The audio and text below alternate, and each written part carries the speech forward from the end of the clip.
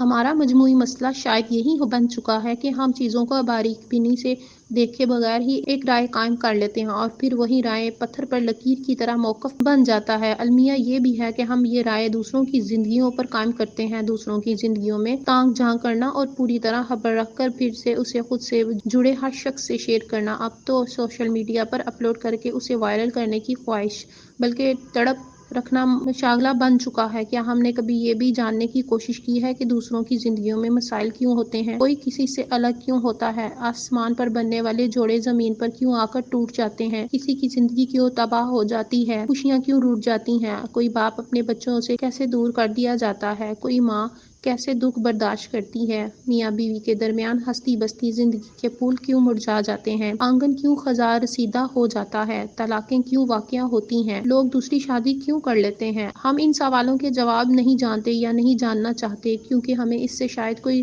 سروکار ہی نہیں۔ ایک تفریح چاہیے، پر ہر آئے روز نئی تفریح یا انٹرٹینمنٹ چلتی رہی ہے۔ بعض لوگ چاہے غم رسیدہ ہوں، زندگی خراب ہو رہی ہو، مگر ہم نے مزے سے یہ باتیں کرنی ہیں جس کے لیے لطف اندوز ہونا، ہم نے آنسو صاف کرنے کی کوشش نہیں کرنی۔ ہمیں مسئلے سلجھانے کے بجائے الجھانے میں لطف آتا ہے۔ ہم شاید درد ہی دینا جانتے ہیں، زخم ہی کرنا آتے ہیں، مرہم نہیں رکھنا جانتے۔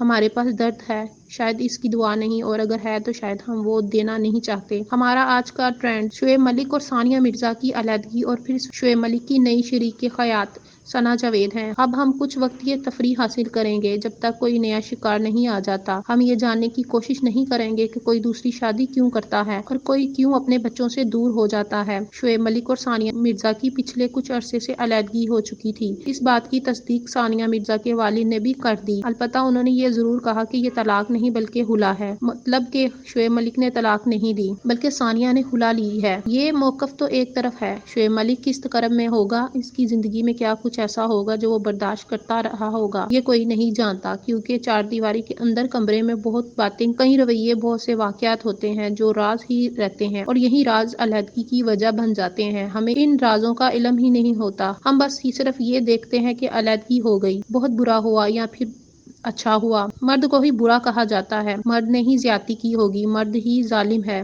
وغیرہ وغیرہ، جتنے منہ اتنی باتیں۔